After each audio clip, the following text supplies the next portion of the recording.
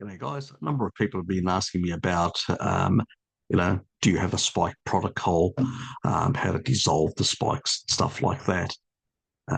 So this is a video for whoever is interested and whoever needs this advice. This is not medical advice. This is my personal opinion. This is based on research that I've looked at and a protocol that's actually been developed by a medical doctor, and all I'm doing is bringing it to your attention. That is all.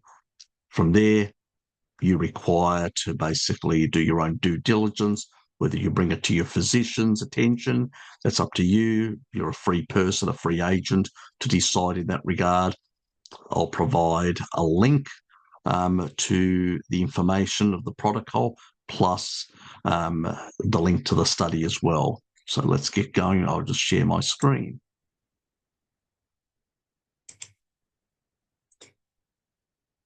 So pretty much this is the protocol.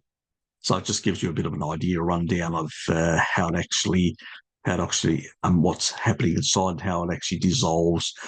Mr. Spiky, our dear friend, who's been introduced by our other dear friend Jabba the Hutt into the armpit. So pretty much these are the sort of the three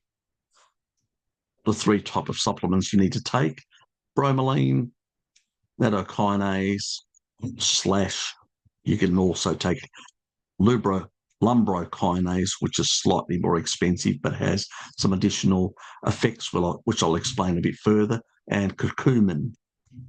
Okay, so bromelain and curcumin have the effect of blocking the ACE2 receptor.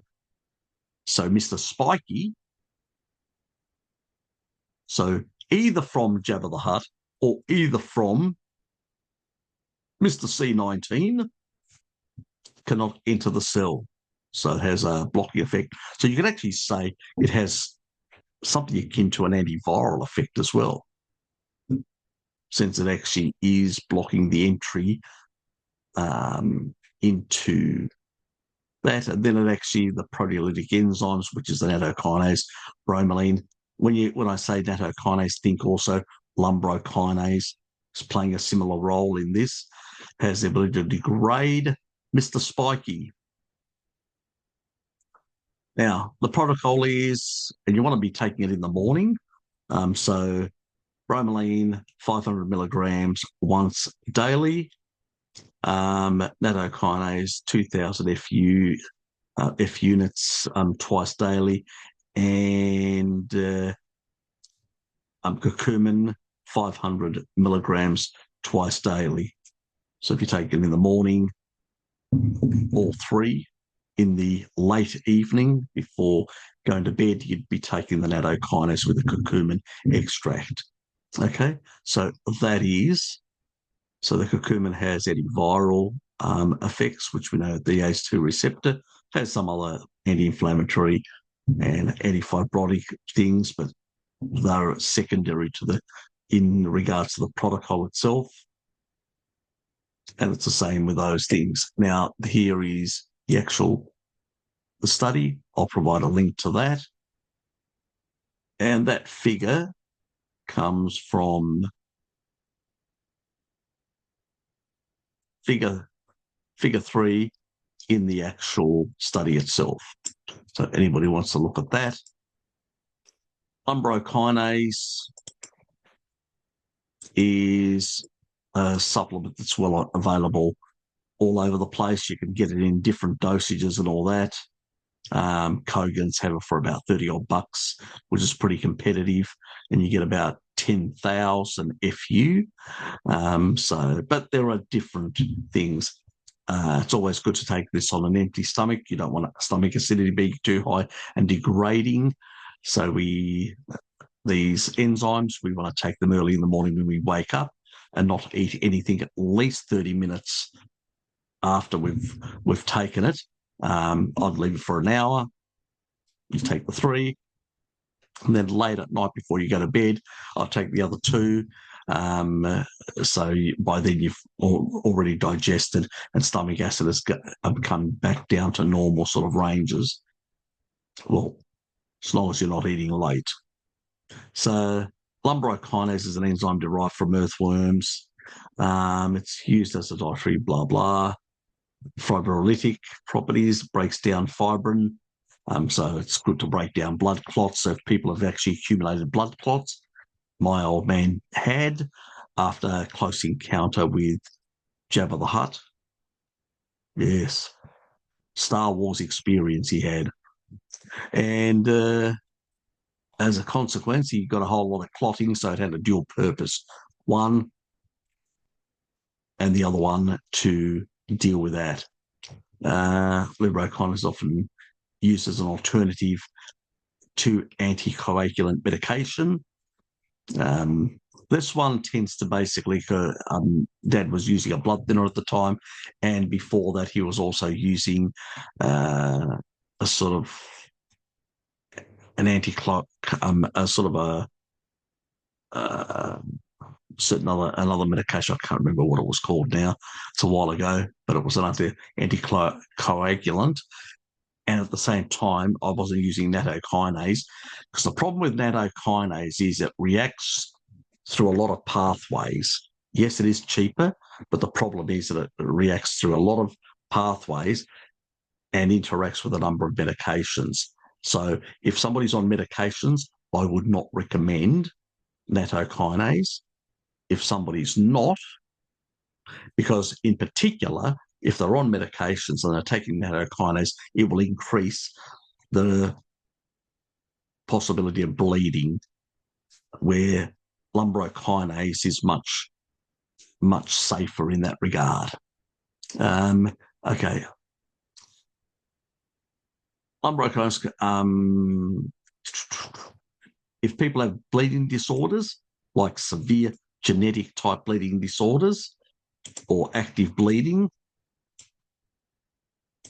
they say those taking blood thinning medication, well, my experience with Dad taking blood thinning medication, it wasn't a problem at all. He didn't get any bruising or anything. Now, there may be some people that are susceptible. Then you may have to take it at different times from your medication. It's a matter of, and probably discussing it with your doctor as well, your physician, about timing and stuff like that. So lumbrokinase helps with spike protein disease, as it's called now, by targeting abnormal clotting in the spike injured patient and dissolving spike proteins. So it helps, like nattokinase, to dissolve those. It can be used in place of nattokinase, okay, as I'm suggesting, especially for people if they've got underlying a number of conditions and they're taking medications and stuff like that, and also have a higher vulnerability to bleeding disorders, as an example as well. Just take a lower dose, because they do come in like 10,000 FU. Try and find a brand that's got about 2,000. So you can take 2,000, 2,000. At that level, it's going to be less of a problem for bleeding disorders. Just monitor, keep an eye on it, and make sure that you're sort of dosing in the right way and around the things. Now, the other good thing about lumbrokinase, I don't remember exactly where it is now, but there was some other research that showed that it also can deal with the amyloids. And this is important because now for the amyloids, what happens is, the white stuff that we're finding in the arteries and stuff like that, that is misfolded proteins. So we produce amyloid. There's some amyloid that's produced around the body, including the brain, which is, beta amyloid, people know, with Alzheimer's and stuff like that. So you get amyloid in different places which gets produced. It's supposed to be cleared out very fast. Unfortunately, what Mr. Spikey is doing is pretty much deranging the proper folding and clearance of amyloid. And also, because when it's breaking up, it actually is aggregating in a funny sort of way. Now, some people are sort of claiming. Now, there is research that shows that these spikes can break up into different parts and aggregate together, creating certain strange structures. These are not nanomachines, as some people have claimed. It's just basically because they have no fixed design shape that they aggregate. It's just basically, it's like electrostatic things, the way they interact. They're so minute, they're sort of charge that is generated on their surface tends to aggregate them together. Okay. And then they tend to sort of aggregate and interact also with the amyloid, causing this sort of amyloidosis, as it's called, where amyloid is strung together with these pieces of spike and creates these long amyloid structures. Now, lumbrokinase is much better at dealing with amyloid and clearing it out compared to nattokinase. So that's one advantage of it. The second advantage that it has is it is much less likely to interact with the majority of drugs out there. So it's a much safer option for people that may be taking certain medications. I would also add, to reduce the oxidative stress in the bloodstream, I would also take taurine and also to regulate things much better. Plus, the other thing the reason why I would take taurine is that it has the ability to reduce the problem of misfolded proteins. So it forces proteins to fold properly and clear. So, where Mr. Spiky may interact in a certain way with amyloid in the bloodstream and, cause some derangement, we want taurine there to force proper folding and clearance so we can reduce the amount of amyloidosis that is actually present or ends up being caused in the bloodstream. We're trying to keep these things down and we're trying to clear them out at the same time. So that's the sort of important take-home messages that you need to consider. Lumbrokinase, as far as I'm concerned, seems to deal with all these, the clots, the amyloid, and the spikes.